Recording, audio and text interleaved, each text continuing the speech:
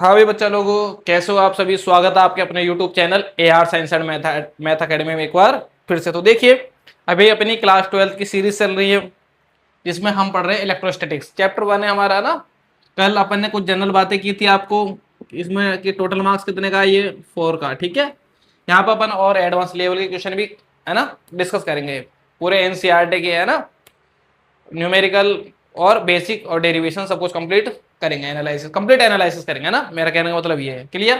तो कल जिन बच्चों ने फर्स्ट पार्ट ने देखा, इसका पहले फर्स्ट पार्ट देखिए। वहां पे हमने चार्ज से रिलेटेड बिल्कुल बेसिक बातें कि चार्ज क्या है, कि चार्ज की क्या क्या प्रॉपर्टी होती है, चार्ज को कैसे कैसे अपन क्या कर सकते हैं, प्रोड्यूस कर सकते हैं, है ना, या चार्जिंग कैसे कैसे की जा सकती है।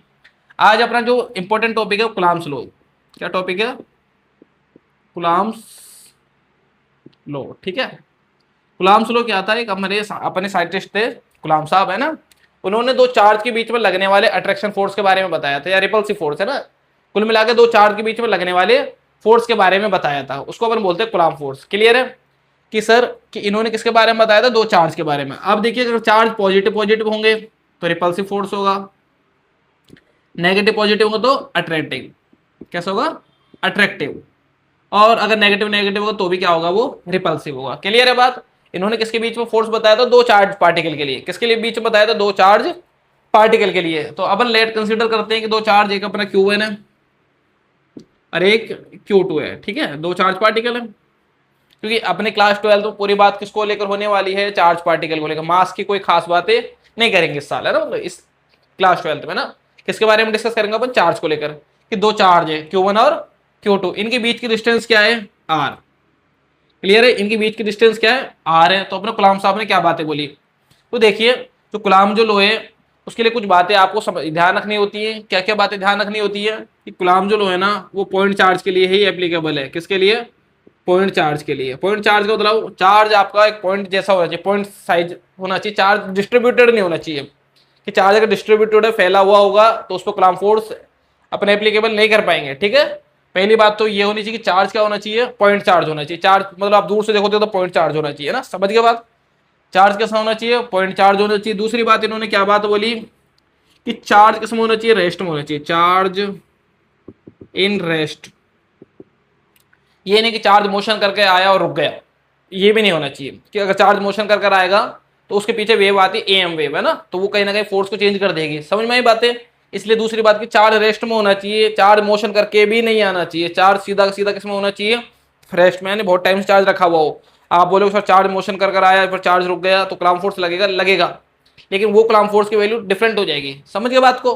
तीसरी बात क्या है? ये दो बात खास है ना, दो बात को आप ध्यान रखिए। एक तो पॉइंट चार्ज होना चाहिए, दूसरी बात चार्ज किसमें होना चाहिए? रेस्ट। तीसरी बात चार्ज मोशन में नहीं होना चाहिए। वन चार्ज मोशन में हो सकता है, वन चार्ज मोशन में हो सकता है, और वन किसमें होना चाहिए? रेस्ट में। ठीक है, जैसे कि अपने नील्स बोर साहब ने बताया था कि एटम के अंदर इधर तो प्रोटॉन होता है, वो रेस्ट में होता है, और इलेक्ट्रॉन क्या करता है? चक्कर लगाता है ना, रिवॉल्व करता है, चक्कर लगाता है।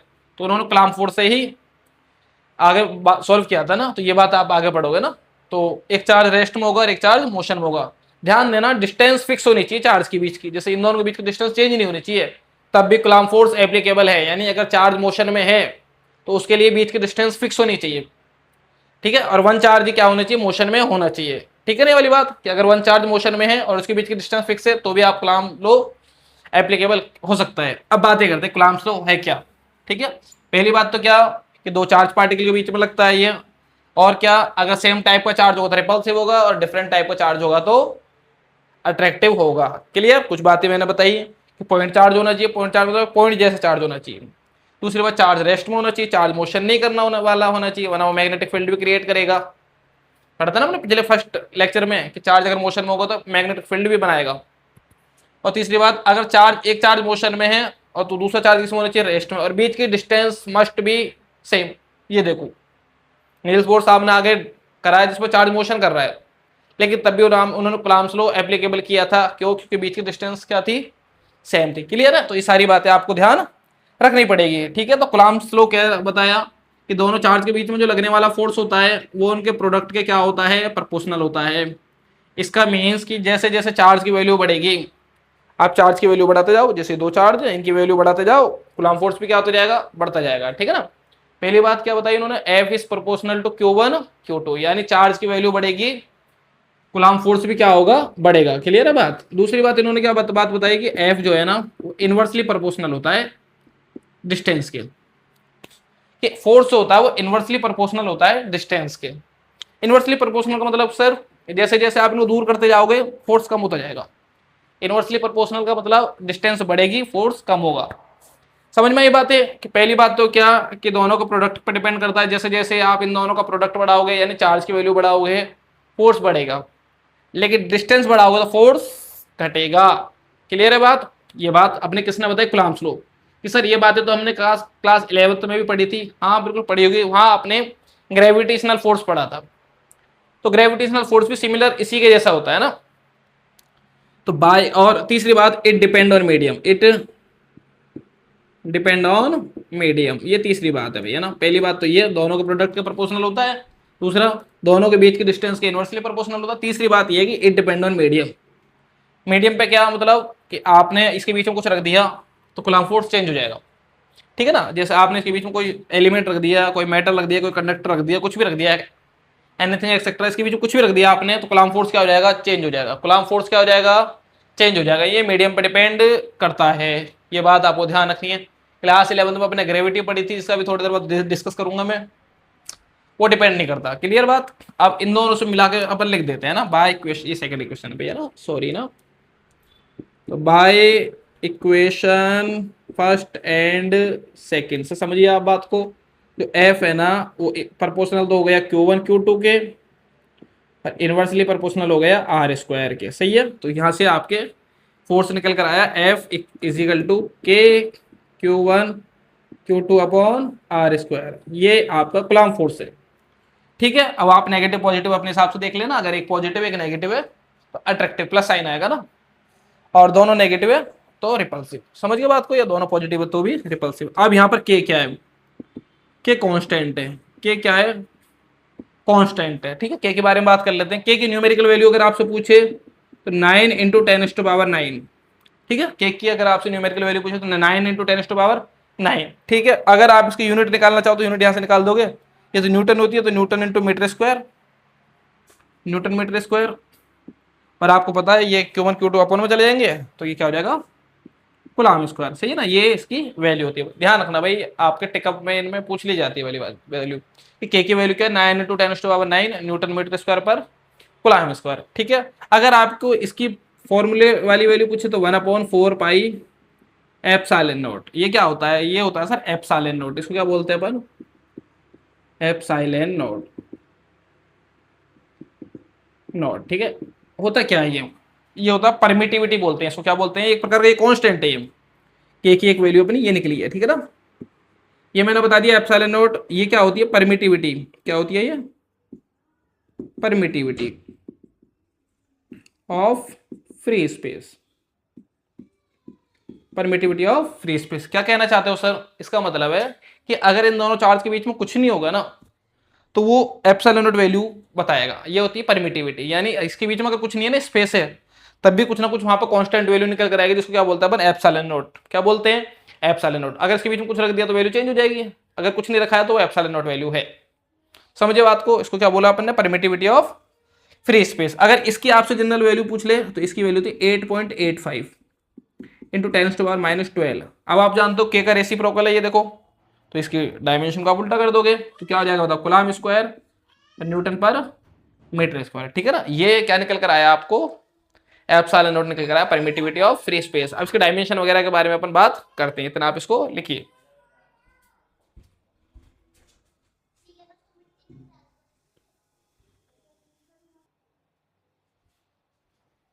ठीक है बच्चे लोगों, थोड़ी क्या लाइट चली गई है ना, तो इसलिए थोड़ा सा आप एडजस्ट कर लेना। वैसे कंटेंट में आपको कोई इशू कोई दिक्कत नहीं मिलेगी। एक बात ध्यान रखना भाई, परमिटिविटी क्या होती है कि सर दोनों चार्ज के बीच में अगर कुछ नहीं है, वैक्यूम है या एयर है, ठीक है, तब उसकी परमिटिविटी होती है 8.85 इंटू 10⁻⁻12। क्लियर है, यानी अगर दोनों चार्ज के बीच में कुछ नहीं है तो भी कांस्टेंट वैल्यू निकलेगी। ठीक है ना, जिसको क्या बोलते हैं, permittivity of free space. Okay, तो अब देखो इधर इसके अगर अपन डायमेंशन, इसको एक बार आप नोट डाउन कर लेना, बहुत इंपॉर्टेंट बातें सारी सारी ना। अगर यहां से इसके डायमेंशन पूछे तो डायमेंशन भी अपन निकाल लेते हैं, डायमेंशन दोनों के निकाल लेते हैं। के की निकाल ले पहले अपन। के की डायमेंशन कैसे निकालोगे आप, तो के की यूनिट क्या हो रही है बताओ, newton metre square upon coulomb square. तो डायमेंशन क्या हो जाएगी के की, तो आप जानते हो न्यूटन किसका होता है, फोर्स का, तो M1 L1 T-2 तो इसकी होती है, ठीक है। ये मीटर स्क्वायर होगा तो इसकी L2 हो जाएगी, और ये चार्ज है तो इसकी होती है A1 T1, उसका स्क्वायर कर दोगे आप, सही है। तो M1 L कितना हो जाएगा 3, और T कितना हो जाएगा बताओ -2, तो ये रहा, एक ऊपर जाएगा तो -3, T-3 A माइनस, ये सॉरी 2 हो जाएगा ना, 2 और 2 4 होगा, ओके, 2 और 2 4, और ये हो जाएगा आपका A-2, समझ गए ना, स्क्वायर होगा ऊपर जाकर ये हो जाएगा। तो ये इसकी डायमेंशन आ गई, समझो वापस से। M1 L1 और 2 3, T2 ये रहा, ये स्क्वायर हो रहा था 2 2 और 2 4 हो जाएगा माइनस का, और ये 2 होगा ऊपर जाएगा माइनस का 2, ये के क्या गई। और अगर आपसे एप्सिलॉन नॉट की डायमेंशन पूछे तो इसको जस्ट रिवर्स कर देना, M-1 L-3 T⁴ और 1⁴ ठीक है। जस्ट रेसिप्रोकल आप देख रहे हो, एक दोनों एक दूसरे के रेसिप्रोकल है। क्लियर हो रही है बात, तो ये आप पूरा लिख लीजिए, बहुत इंपॉर्टेंट चीज है ना। क्लियर हो के बाद फिर अपन इसके वेक्टर फॉर्म की बात करते हैं, फिर इसका अपन न्यूमेरिकल सॉल्व करेंगे, ओके। तो लिखिए इसको फटाफट, ठीक है भाई, है ना, तुम लिख लेना, एक बार रोक कर लिख लेना, पोज करके।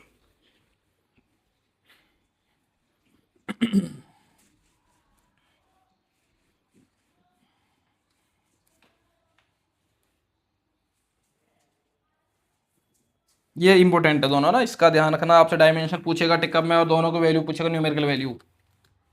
अब आगे देखिए भाई, एक अपन पढ़ता है vector form of Coulomb's law, very very important है ना, हर साल आपसे लगभग पूछ लिया जाता है, हाफ ईयरली या ईयरली में पूछ लिया जाता है, ठीक है। तो नेक्स्ट देखो, vector form of Coulomb's law, vector form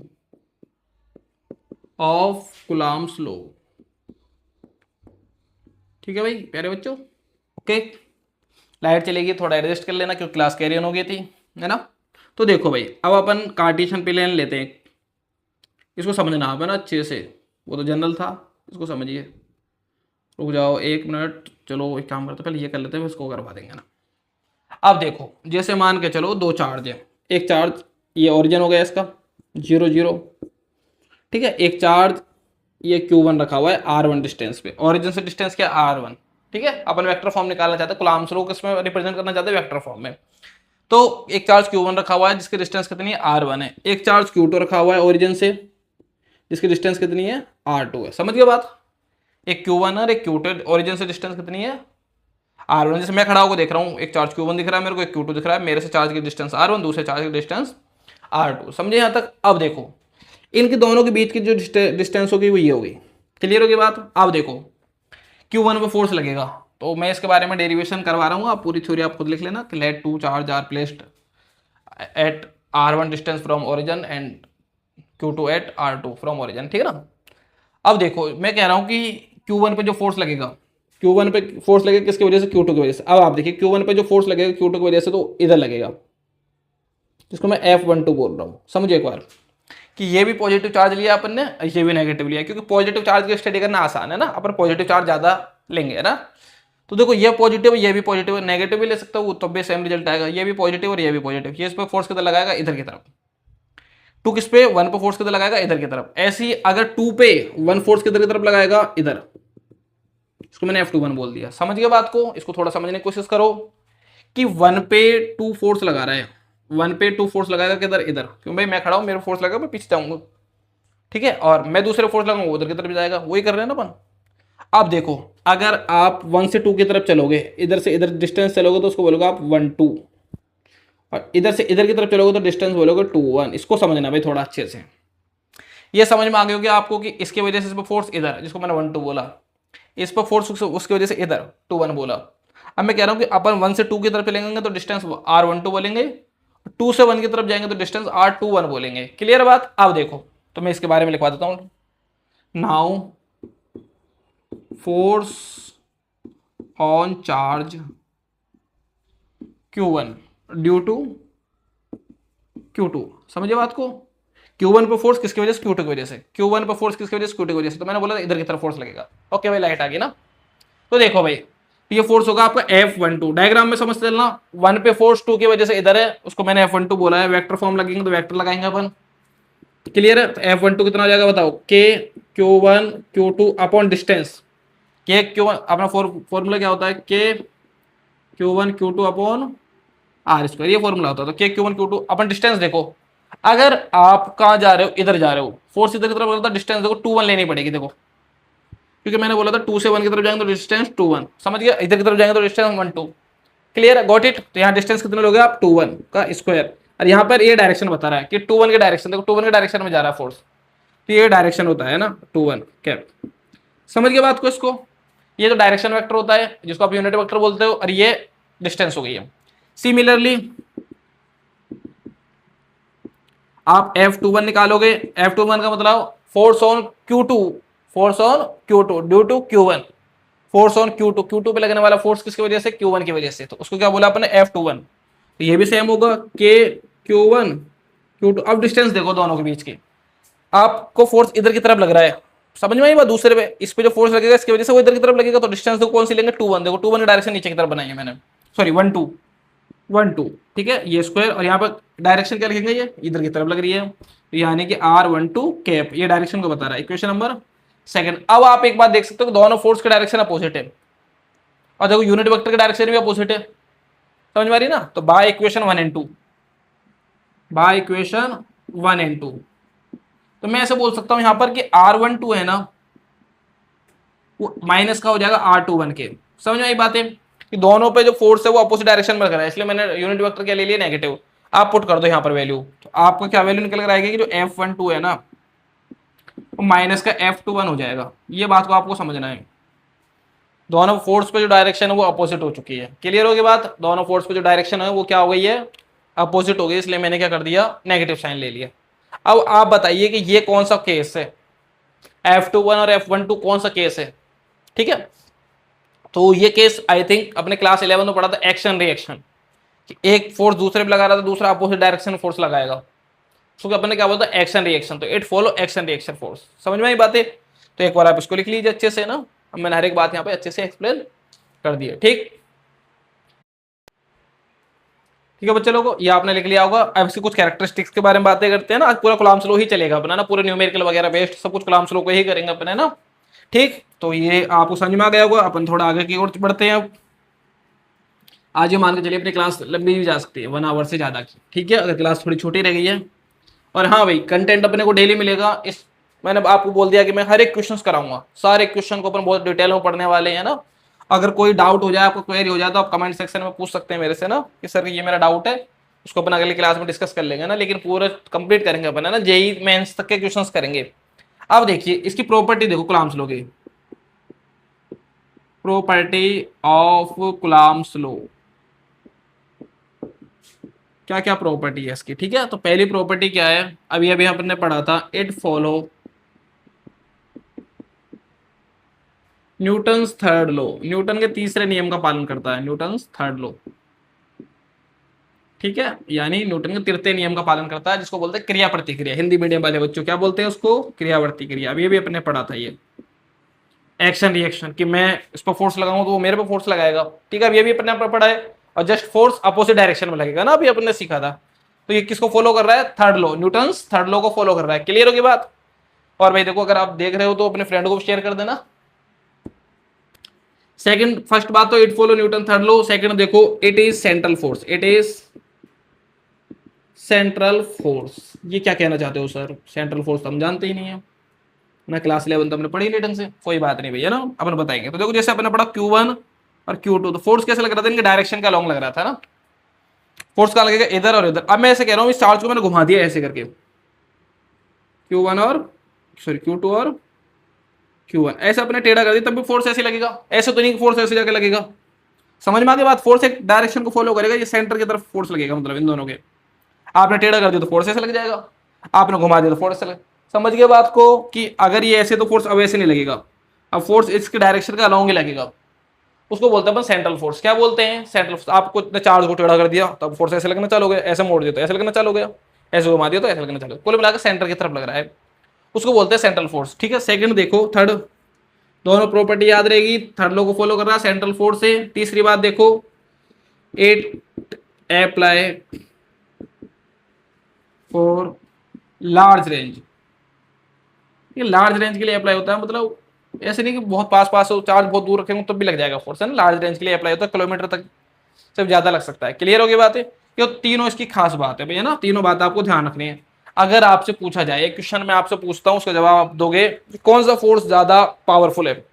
जैसे अभी इस साल तो अपन कूलाम फोर्स पढ़ रहे हैं, तो ये बात कर लेते हैं चलो उसकी भी, है ना, कि कूलाम फोर्स होता है F इक्वल में K Q1 Q2 upon R square.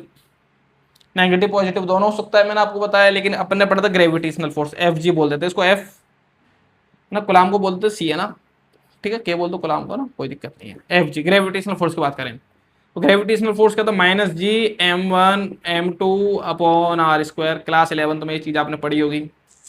हाँ पढ़ी थी सर, नहीं पढ़ी है ना, चलो कोई बात नहीं। तो देखो इसमें नेगेटिव साइन किसको बताता था कि ये हमेशा अट्रैक्टिव फोर्स है, ग्रेविटेशनल हमेशा अट्रैक्टिव फोर्स है, लेकिन कूलाम फोर्स मैंने बोला अट्रैक्टिव एज वेल रिपल्सिव, दोनों टाइप का फोर्स हो सकता है। अब मैं ये बात पूछना चाहता हूँ कि दोनों में पावरफुल फोर्स कौन सा है, बताओ भाई, कूलाम फोर्स या ग्रेविटेशनल। तो आधे बच्चों के दिमाग में ख्याल आएगा सर ग्रेविटेशनल पावरफुल है, हर चीज को अट्रैक्ट करता है। नहीं भाई, कूलाम फोर्स ज्यादा पावरफुल है, ठीक है। तभी तो आप क्या करते हो, किसी चीज को रब करते हो तो वो चीज अट्रैक्ट हो जाती है। आपने देखो ना, आप स्केल से कागज को उठा देते हो, टुकड़े एकदम अट्रैक्ट हो जाते हैं। अगर ग्रेविटी होती तो उसको नीचे खींच लेती, अट्रैक्ट ही नहीं होने देती। समझ में आ रही है बात है, लेकिन तब भी अट्रैक्ट हो जाता है। इसका मतलब आपका ग्रेविटी से ज्यादा पावरफुल कौन है, कूलाम फोर्स। और ये 10⁻42 टाइम ज्यादा पावरफुल है किससे, अगर ये एक है तो ये 10⁻42 टाइम ज्यादा पावरफुल फोर्स, मतलब बहुत ज्यादा पावरफुल है ना, ठीक है, ग्रेविटी से ज्यादा पावरफुल फोर्स है। क्लियर होगी बात यहां तक।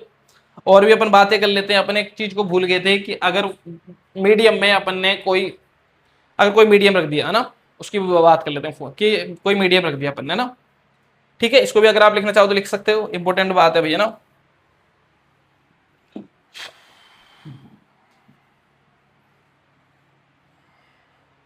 अगली बात देखो भाई, कि अपन ने पढ़ा था कि कूलाम फोर्स होता है ना,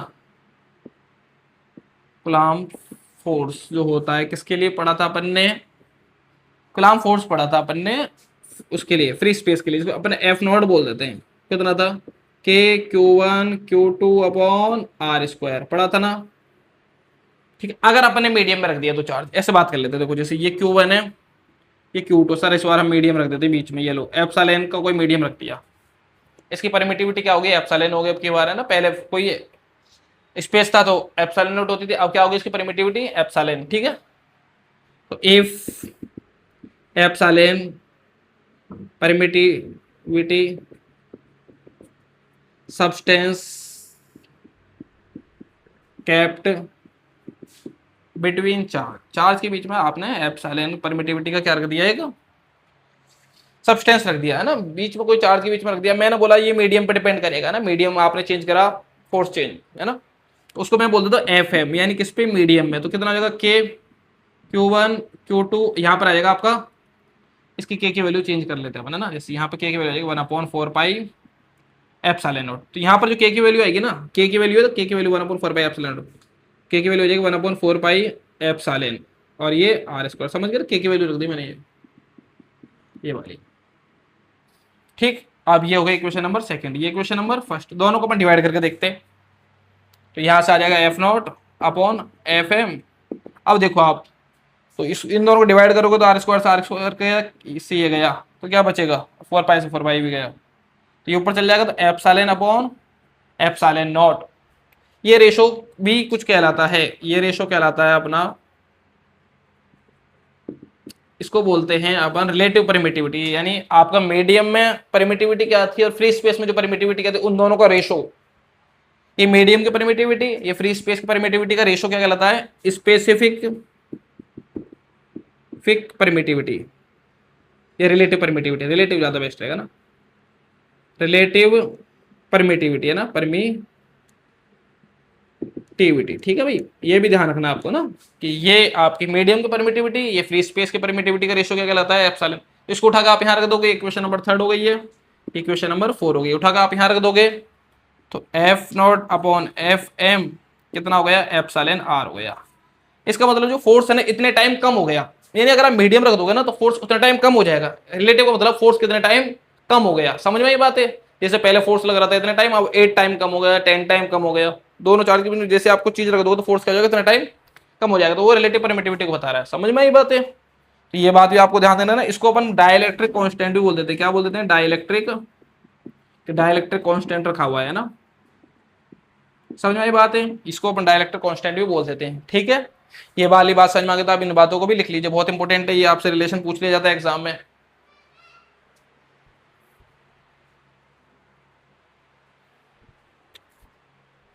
ठीक है भाई, इसको एक बार आप लिख लो, फिर अपन आगे की बात करते हैं। अगर कंटेंट अच्छा लग रहा तो भाई एक बार वीडियो को लाइक जरूर कर देना ना। सारी चीजें अपन यहाँ पर पढ़ रहे हैं जो आपके आने वाले टाइम में काम आएगी। न्यूमेरिकल भी अपन सारे के सारे सॉल्व करेंगे। ठीक, अब न्यूमेरिकल सॉल्व करते हैं अपन, है ना। अब न्यूमेरिकल देखिए भाई यहाँ पे ना, न्यूमेरिकल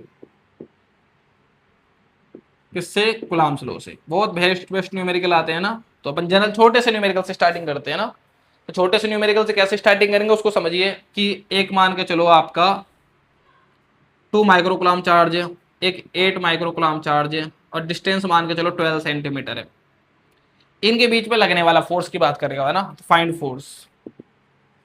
ठीक है भाई, तो अपन मैं करवा देता हूँ एक बार, है ना, फिर बाकी क्वेश्चंस आपके लिए भी दूंगा मैं ना। तो देखो इधर कैसे निकालेंगे, तो अपन जानते हैं F इजिकल टू के Q1 Q2 upon R square coulomb force होता है। कुछ नहीं है, मीडियम नहीं है तो मतलब फ्री स्पेस, मीडियम नहीं है तो फ्री स्पेस। क्लियर है ना बात? ठीक है, अब देखो आप इधर, तो यहाँ पर Q1 को आप क्या मान लोगे? आप Q1 को मान लो ये 2 माइक्रोकुलाम, 2 माइक्रोकुलाम, माइक्रोकुलाम को कुलाम में बदलेंगे तो 2 इंटू 10⁻⁻⁻⁻⁶ कुलाम। Q2 को भी चेंज कर दो आप, को चलो यहाँ से 2 माइक्रोकुलाम को चेंज करो तो 8 इंटू 10⁻⁻⁶ कुलाम। और डिस्टेंस कितनी हो जाएगी? डिस्टेंस हो जाएगी 12 सेमी। सेमी को आप किस में बदलोगे? मीटर में। मीटर में चेंज कर दो तो 12 इंटू 10⁻⁻⁻2 मीटर। क्लियर है? ये वाली वैल्यू आप पुट कर देना, आपका आंसर इजिली आ जाएगा। चलो मैं करवा ही देता हूँ। तो देखिए एफ इक्वल में के होता है 9 इंटू 10⁻⁹ ओके। के की वैल्यू अपन ने अभी भी निकाली थी।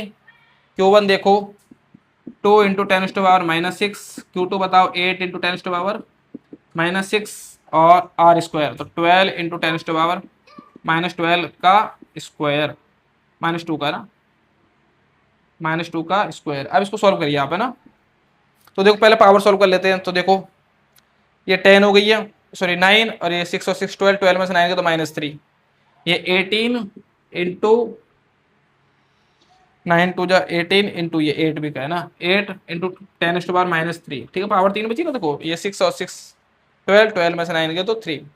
अभी माइनस का 4 हो जाएगी पावर, तो 12 इंटू 10⁻⁻4, ये 12 का स्क्वायर 144 कर दो आप। स्क्वायर हो रहा नीचे, ध्यान रखना इस बात का ना। अब देखो आप कैसे करेंगे इसको सॉल्व। तो देखो इसको काट देते हैं, इसको 18 9 जा कितना होते हैं। चलो मैं तो एक काम करता हूँ, इसको उसी से काट देता हूँ, 4 से। 4 से क्या कटेगा? 18 है ना, 2 से काटोगे 9 टाइम, 2 से काटोगे ये 72 टाइम, तो ये 8 टाइम, 8 से 8 गया तो ये ऊपर चल जाएगा 10 की पावर 1। तो मतलब 10 न्यूटन फोर्स लग रहा है इसमें ना। समझ में ये बात है? बहुत अच्छा क्वेश्चन था। कितना फोर्स लग रहा है? 10 न्यूटन। अब बोलो सर 10 न्यूटन कैसे ये ऊपर जाएगा? पावर 4, पावर 4 में से बन गया तो पावर 1। क्लियर होगी बात? एक क्वेश्चन आपके लिए मैं दे देता हूँ ना, उसको आप खुद करोगे। क्या कैसे करोगे कि दो चार्ज हैं, दो चार्ज क्या है? वही है आपके, इनके बीच में फोर्स लग रहा है 0.2 न्यूटन का। क्लियर? फोर्स लग रहा है 0.2 न्यूटन का। एक चार्ज है आपका 2 माइक्रोकुलाम का, एक है आपका 8 माइक्रोकुलाम का। क्लियर हो गई बात? इनके बीच की डिस्टेंस क्या हो गई ये आपको बताना है मेरे को ना, आपको आर निकालना है। ये आपका होमवर्क है, इसका आपको कमेंट सेक्शन में आंसर देना है। क्लियर बात? अभी अपन जनरल क्वेश्चन कर रहे हैं बिल्कुल बेसिकली। ठीक, फिर अपन लेवल बढ़ाएंगे ना। देखो इस क्वेश्चन को भी आप लिख लो, है ना। ठीक, चलो तो भाई आगे चलते हैं अपन, है ना।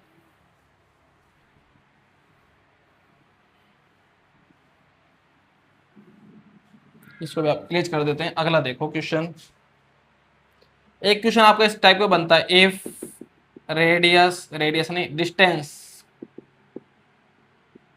Of force become half then change in force. ऐसे कह रहा है कि डिस्टेंस आपने आधी कर दी तो फोर्स पे क्या चेंज हो जाएगा। जैसे मान के चलो, इसको मैं करवा देता हूँ ना, फिर क्वेश्चन आपके लिए भी दूंगा मैं ना, हर एक क्वेश्चन के बाद एक क्वेश्चन आपके लिए होगा, ठीक। ओके, तो देखो एक Q1 था, Q2 था, बीच की डिस्टेंस R थी, फिर वापस Q1 था, Q2 था, डिस्टेंस कितनी कर दी, हाफ कर दी। फोर्स कितने टाइम चेंज हो जाएगा, तो आपको ऑप्शन भी दे देता है ऐसे करके, 2F हो जाएगा, F/4 हो जाएगा, 4F हो जाएगा और 3F हो जाएगा, ऐसे 4 ऑप्शन दे देता है। अब देख लेते हैं अपन, है ना। अब देखो केस नंबर फर्स्ट के लिए कि दोनों के बीच में डिस्टेंस R थी, तो फोर्स कितना होगा, तो F हो जाएगा आपका K Q1 Q2 upon R²। अब मैंने कह दिया डिस्टेंस हाफ कर दी, तो कितना हो जाएगा, ये F1 और ये F2। तो Q1 Q2 डिस्टेंस कितनी कर दी, R/2। R/2 का आप स्क्वायर करोगे तो कितना होगा, R/4, R²/4, ऊपर चला जाएगा 4, तो 4K Q1 Q2 अपॉन में, उसको F ही नाम दे दो चाहे तो आप, इसको F1 दे दो, R²। तो देखो ये क्या हो गया आपका, F हो गया, तो 4F, तो कितना टाइम हो गया, फोर्स 4 टाइम होगा। तो ये ऑप्शन आपका एकदम सही है। सारे क्वेश्चन एग्जाम ओरिएंटेड है ना, हर एक क्वेश्चन एग्जाम ओरिएंटेड के हिसाब से करा रहा हूँ। लास्ट टाइम ये आपने डैश वर्क में क्वेश्चन था, उसके अकॉर्डिंग मैं करवा रहा हूँ, ठीक। उसको एक बार आप समझ लो, लिख लो, फिर अपन अगला क्वेश्चन पे डिस्कस करते हैं।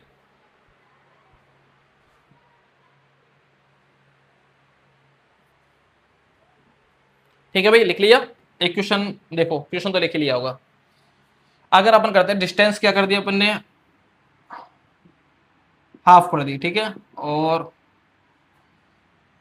चेंज है ना, और charge become twice and charge is also half.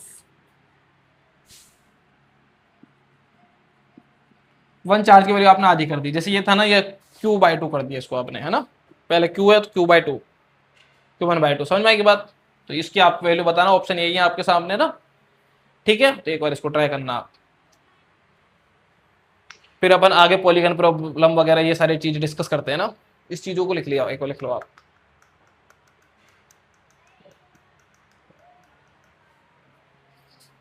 इसमें इंक डाल लेते हैं ना। अगर फास्ट लगे तो आप बता देना कमेंट में, अपन स्लो कर देंगे थोड़ा सा ना इसको, क्लास को।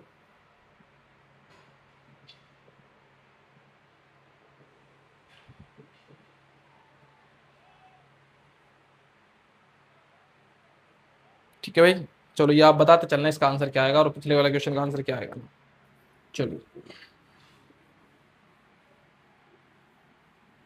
अब देखो अगला क्वेश्चन है। अब जो अपन करते हैं पॉलीगन बेस्ड प्रॉब्लम,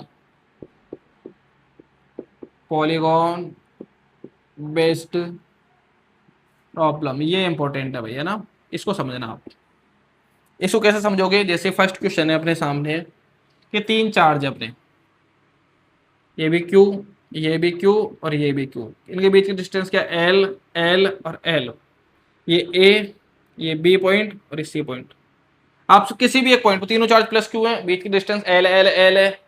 इन इक्विलेटरल ट्रायंगल पर 3 चार्ज रखे हुए हैं आपके ना। तो find the force on, find the total force, force on charge C वाले चार्ज पे ना, ऐसे बोल देते हैं, सी चार्ज वाले पे, सी पॉइंट पर जो चार्ज है उस पर टोटल फोर्स कितना लग रहा हुआ है, ठीक है। इसकी बात करते हैं अपन।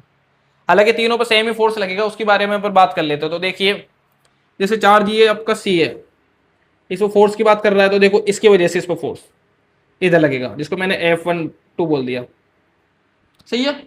या आप बोल दोगे, इसको बोल दोगे CA, यानी इसकी वजह से इस पर फोर्स लगेगा इधर की तरफ। सी पर ए की वजह से फोर्स किधर लगेगा, इधर की तरफ। समझ गए ना बात को। ऐसी अब इससे समझते हैं अपन, सी पॉइंट को यहां बना देते हैं। बी भी फोर्स लगाएगा, देखो ये पे बी भी फोर्स लगाएगा, ये पे देखो, ये भी पॉजिटिव, ये भी पॉजिटिव, पॉजिटिव को रिपेल करेगा तो इधर की तरफ फोर्स लगाने की कोशिश करेगा। ये वाला चार्ज इसको किधर धक्का मारेगा, उधर। जैसे भाई मैं एक चार्ज हूं, मैं बी हूं, सी पर फोर्स किधर लगाऊंगा, उधर की तरफ लगाऊंगा, क्योंकि मैं भी पॉजिटिव, वो भी पॉजिटिव, हालांकि वो मुझे इधर लगाएगा, तो मैं उस पर निकाल रहा हूं फोर्स, तो उधर की तरफ, जिसको आपने क्या बोल दिया, एफ सी बी। समझ गए ना, सी पे फोर्स कौन लगा रहा है, बी। तो ये आपके दो फोर्स मिल गए, एक तो इस डायरेक्शन में और एक इस डायरेक्शन में। इसको मैंने एफ क्या बोल दिया, सी बी, इसको क्या बोल दिया, एफ सी ए। दोनों के बीच का एंगल कितना होगा, ये 60 है तो ये भी 60।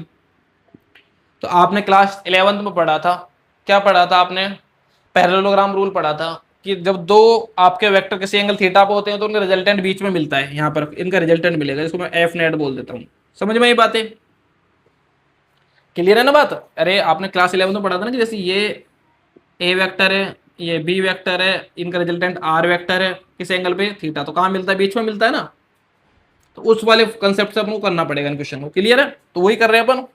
इन दोनों का रिजल्टेंट कहाँ मिलेगा? बीच में। तो पहले एक बार निकाल लेते हैं सी पे फोर्स कितना लग रहा है, यानी एफ जो आपका सी ए लग रहा है ना, वो कितना लग रहा है? वो लग रहा है अपना के Q1 Q2, ये भी Q है, Q1 Q2, बीच की डिस्टेंस कितनी होगी? L square. तो कितना लगेगा बताओ? के Q square upon L square. और इससे भी ये फोर्स लगेगा ना, एफ सी बी भी ये लगेगा, सी बी, ये भी कितना लगेगा? के Q1 Q2 और बीच की डिस्टेंस एल स्क्वायर, तो कितना लगेगा? के Q square upon L square. यानी ये भी फोर्स इतना ही है और ये भी फोर्स इतना है, दोनों रिजल्टेंट 60 डिग्री पे है, ये बीच में निकालना अपने को। समझ में आई बात? वापस समझो एक बार। सी पे फोर्स लगेगा इसकी वजह से इधर की तरफ, इस पे इसकी वजह से इधर की तरफ, दोनों पर फोर्स ये रहा, बीच में एंगल 60 होगा क्योंकि ये 60 है, ये भी 60 है, तो रिजल्टेंट कहाँ निकलेगा? बीच में। तो इन दोनों फोर्स की वैल्यू निकाल ली अपने, ये फोर्स की वैल्यू है। तो एफ अगर आपको नेट निकालना है तो कैसे निकलेगा? इस वाले फॉर्मूले से, क्लास 11 में पढ़ा था अपन ने, आर जो वेक्टर का स्क्वायर होता है वो A square plus B square plus 2ab cos theta से निकाल देते हैं अपन, है ना। उसी फॉर्मूले से अपन रिजल्टेंट निकालेगा दोनों के बीच का। तो देखो एक बार, तो ये हो जाएगा आपका एफ सी ए का स्क्वायर, एफ सी बी का square plus 2f C F C B.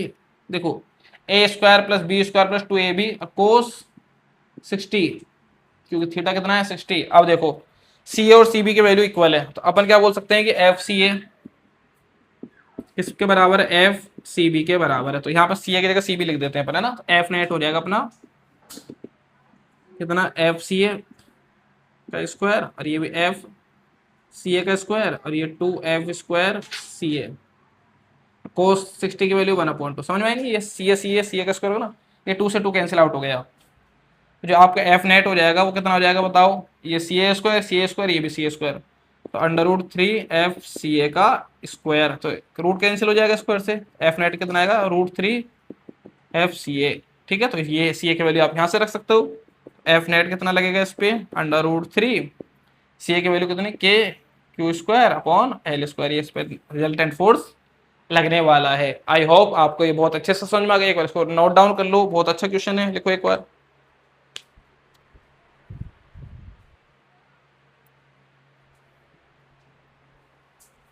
ठीक है भाई, लिखिए इसको, इस क्वेश्चन को एक बार, फिर अपन अगले क्वेश्चन पर डिस्कस करें। ठीक,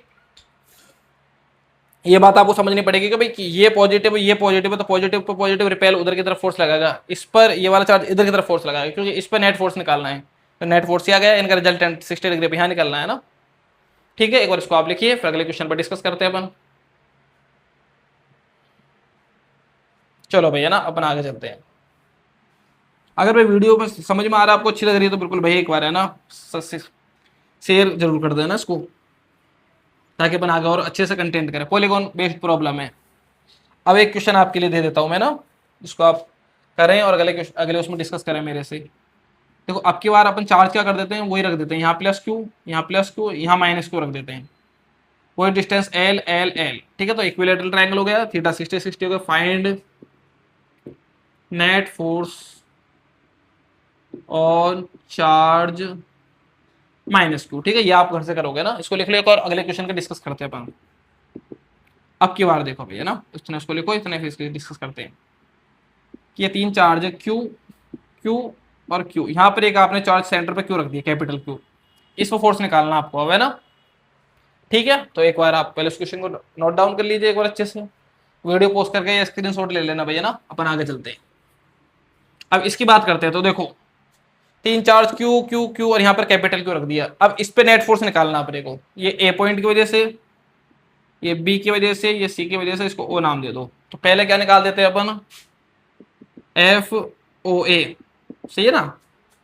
O पे A की वजह से लगने वाला फोर्स। अब देखो आप, इसकी वजह से फोर्स इधर की तरफ लगेगा, रिपेल, ये पॉजिटिव, इस पर रिपेल इधर की तरफ, इस पर फोर्स लगेगा नीचे की तरफ, जिसको आपने क्या नाम दे दिया? FOA, सही है। इसकी वजह से इस पर फोर्स इधर की तरफ, इमेजिन करनी पड़ेगी भाई आपको, ये भी पॉजिटिव उधर की तरफ फोर्स लगाएगा ना। तो फोर्स कितना लगेगा दूसरे चार्ज पे, इधर की तरफ, कितना, एफ ओ बी।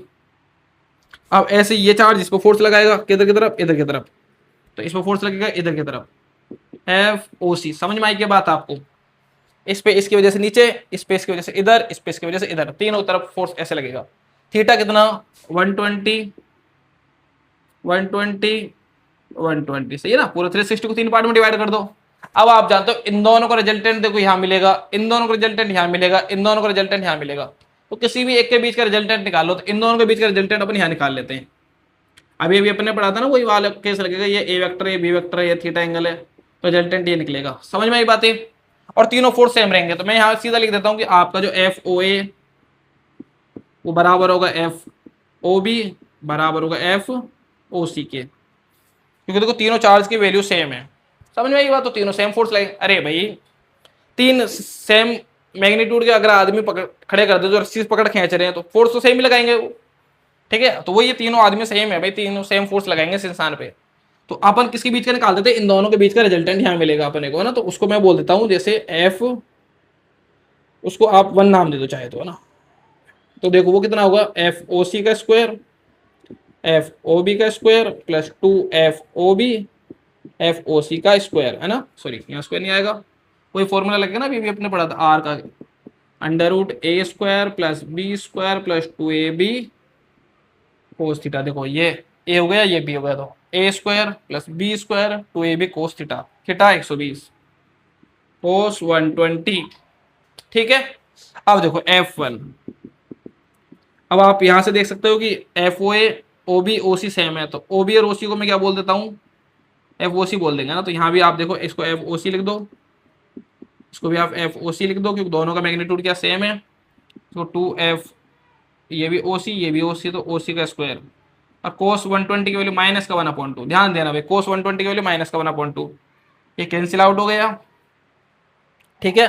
तो F1 है जो आपका, वो कितना निकल कर आएगा, ये कितना हो गया 2F OC का स्क्वायर, और ये कितना बचा, एक प्लस माइनस माइनस FOC का स्क्वायर, तो एक कैंसिल हो जाएगा। तो F1 किसके बराबर आ गया, FOC के बराबर आ गया। देखो इधर 2 में से 1 गया था, 1 का रूट करेंगे तो ये आ जाएगा FOC। अब आप देखो FOC तो किसके बराबर है, FOA के। तो ये वाला जो फोर्स होगा यहाँ पर अपना FOC निकला है, तो ये दोनों फोर्स देखो सेम मैग्नीट्यूड के, क्योंकि यहाँ से पता चला कि FOC FOA के बराबर है और डायरेक्शन अपोजिट है।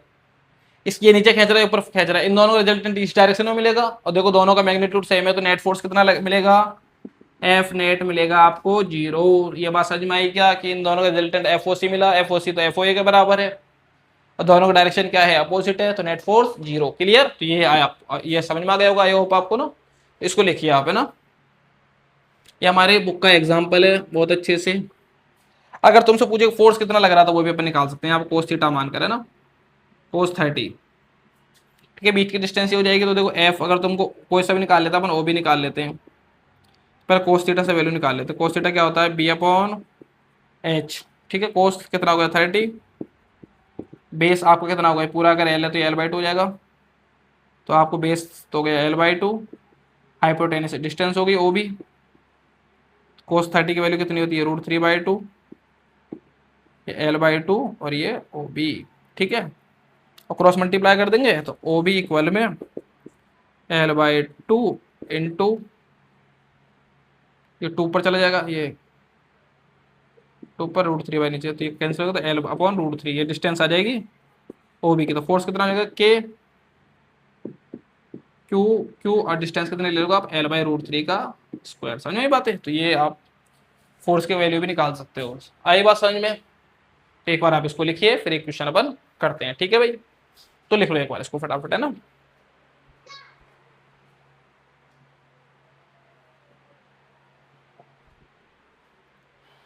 चलो भाई एक क्वेश्चन और कर लेते हैं अपन अच्छे से ना, ठीक। बहुत अच्छे अच्छे क्वेश्चन हैं,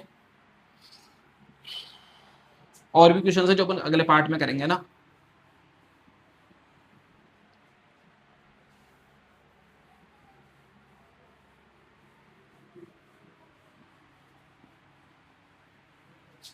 एक क्वेश्चन और देखो आप। अब की बार अपन क्या कर देते हैं, एक चार्ज ले लेते हैं, स्क्वायर ले लेते हैं, बीच की डिस्टेंस ए और ए, चार्ज रख दिया, ये भी क्यू ये भी क्यू ये भी क्यू और ये भी क्यू, ठीक है। किसी भी एक चार्ज पे, जैसे इसको पॉइंट नाम दे दो ए, इसको बी, इसको सी और इसको D. Find the net force on charge C. Find the net force on charge C पे, सी वाले पे ना। तो अब देखो इस पे, इस पर फोर्स इसकी वजह से डाउनवर्ड, समझ में आ गया भाई, ये पॉजिटिव डाउनवर्ड। तो अपन बोल सकते हैं एक फोर्स तो नीचे लग रहा है, जिसको बोल सकते हैं अपन एफ सी ए। ठीक है ना, ये फोर्स नीचे की तरफ लग रहा है एफ सी ए, एक इसकी वजह से फोर्स इधर लग रहा है, जिसको आप क्या बोल सकते हो, सी डी। ये भी 90 पे लग रहा है, इधर लग रहा है एफ सी डी। अब आप समझ गए दोनों के बीच का एंगल 90 हो गया है, तो इनका रिजल्टेंट यहाँ मिलेगा। समझ में आई बात, इनके बीच का रिजल्टेंट को यहाँ बोल देता हूँ मैं F1। एक फोर्स तो ये लगेगा, अरे एक इसकी वजह से भी लगेगा, वो भी आप देखो। तो इसकी वजह से फोर्स इधर ही लगेगा, तो एक फोर्स आपको इधर और मिलेगा, किसकी वजह से, ये मिलेगा आपको BC की वजह से, FBC। समझ में आई बात है। आपस देखो, इसकी वजह से फोर्स नीचे, इसकी वजह से फोर्स इधर, तो इन दोनों का रिजल्टेंट फोर्स ये लिख दिया मैंने। और एक इसकी वजह से फोर्स लगेगा, वो किधर लगेगा, इधर की तरफ। ठीक है, तो अब आप जानते हो ये ए है, ये ए है, पाइथागोरस से डिस्टेंस भी निकालनी पड़ेगी आपको, तो ये √2a आ जाएगी। निकाल लेना भाई पाइथागोरस से ना, ऐसे करके कि हाइपोटेनस का स्क्वायर इक्वल में perpendicular square plus base square, ये कितना आ जाएगा 2a स्क्वायर, फिर ये अंडर रूट कर दो √2a। सही है, ये आपकी हाइपोटेनस आ गया। समझ में आ गया। इस वाले के लिए डिस्टेंस ये लेंगे। अब देखो, अगर आप फोर्स निकालना चाहते हो, जैसे एफ सी ए निकालना चाहते हो, सी ए क्या होगा, के Q1 Q2 और बीच की डिस्टेंस देखो, ये रही बीच की डिस्टेंस कितनी होगी, ए स्क्वायर। तो क्या हो जाएगा, के क्यू स्क्वायर अपॉन ए स्क्वायर। अगर बात करूं मैं किसकी, ये सी ए की ले ली, सी डी की बात कर ले तो सी डी भी मेरे हिसाब से यही आएगा ना, तो के Q1 Q2 अपॉन ए स्क्वायर, तो के क्यू स्क्वायर अपॉन में ए स्क्वायर, ये दोनों सेम आ गए। अब आपको पता है ये फोर्स ये रहे, तो उनका रिजल्टेंट निकालते हैं अपन एफ ए, क्योंकि थीटा एंगल पे रहे। तो आप कैसे निकालोगे, √ वही वाला फॉर्मूला आर वाला, ये फॉर्मूला बहुत काम का भाई, A square plus B square plus 2ab cos theta. अब देखो इधर, इसको निकालते हैं अपन, है ना। तो ये आप निकाल को एफ सी डी का स्क्वायर, एफ सी ए का स्क्वायर प्लस 2f सी ए सी डी cos 90। अब जानते हो सर cos 90 पे 0 होता है, तो ये कैंसिल आउट हो जाएगा, cos 90 पे 0, ये कैंसिल आउट, ये दोनों बचेंगे। और इन दोनों का मैग्नीट्यूड देखो सेम है, तो मैं ऐसे बोल सकता हूँ कि जो F1 है वो कितना आ जाएगा बताओ, ये एफ सी डी का स्क्वायर, इसको भी आप एफ सी डी लिख दो। क्यों लिख दोगे एफ सी डी, क्योंकि सर ये दोनों फोर्स सेम है, तो ये हो जाएगा आपका √2f सी डी। समझ में आ गया, रूट कर दो ना लास्ट में, ये रूट होगा ना। तो ये तो आ गया अपना ये वाला फोर्स। और देखो ये वाला फोर्स भी इसी डायरेक्शन में, इसकी वैल्यू भी निकालते हैं अपन एफ बी सी की, एफ बी सी जो इसकी वजह से लग रहा है, ये वाली बात समझे ना, ये वाला फोर्स इसकी वजह से, और ये दोनों का रिजल्टेंट ये रहा। एफ बी सी देखो कितना का, के Q1 Q2, तो क्यू क्यू आ जाएगा, और बीच की डिस्टेंस कितनी होगी इसकी बताओ, √2a का स्क्वायर, तो कितना आ गया बताओ, के क्यू स्क्वायर अपॉन में 2a स्क्वायर, √2 का स्क्वायर 2 और a का स्क्वायर 1। ये फोर्स तो आ गया इस अकेले की वजह से, पर इन दोनों का रिजल्टेंट ये रहा F1, इसको भी अपन लिख देते हैं। तो √2 एफ सी डी की वैल्यू कितनी आई है अपनी, ये रही के क्यू स्क्वायर अपॉन में ए स्क्वायर। अब इन दोनों को ऐड करते हैं, तो नेट फोर्स एफ नेट निकल जाएगा अपना F1 plus F B C. F1 कितना होगा बताओ, √2 के क्यू स्क्वायर अपॉन ए स्क्वायर, और ये कितना आ जाएगा बताओ, हो जाएगा के Q square upon 2a square. अब यहाँ से कॉमन ले लेना आप, के क्यू स्क्वायर अपॉन ए स्क्वायर कॉमन ले लोगे, तो √2 प्लस 1/2 इसका आंसर आएगा। ठीक है, ये आपका नेट फोर्स आ गया। ओके, समझ में आ रही है आपको सारी बातें अच्छे से, एक बार इसको भी आप नोट डाउन कर लो। क्लियर है, ठीक है। एक क्वेश्चन आपको मैं घर के लिए देता हूँ, उसको करेंगे अपन नेक्स्ट क्लास में डिस्कस। ठीक है, तो इसको आप नोट डाउन कर लो, अगर अच्छे से समझ में आ रहा है तो एक बार। ठीक है, अगले क्वेश्चन की तरफ बढ़ते हैं फिर, है ना। चलो तो भाई इसको यहाँ पे मैं क्वेश्चन अरेंज कर देता हूँ, इस क्वेश्चन को नोट डाउन कर लेना। ठीक है, और भी क्वेश्चंस डिस्कस करेंगे अपन, इसके बहुत सारे क्वेश्चंस है भैया ना, अभी पार्ट 2 पार्ट 3 में करेंगे ना। चुप हो जाओ आप, है ना। देखो भाई आपको फोर्स निकालना आपके बार, जैसे ये चार्ज रख दे plus Q, A B Q और ये माइनस क्यू। ठीक है, तो इस पे भी फोर्स निकालना आपको, ए पे भी, बी पे भी और सी पे भी। ए पे इन दोनों की वजह से लगेगा, बी पे इन दोनों की वजह से लगेगा, सी पर इन दोनों की वजह से लगेगा। ठीक है, तो आपको नेट फोर्स निकालना है उस पर। क्लियर है, तो एक बार हंसते रहिए, मुस्कुराते रहिए, ठीक है। और वीडियो अच्छी लगी तो एक बार लाइक शेयर और सब्सक्राइब जरूर करिए भाई। क्लियर, लिखिए इसको।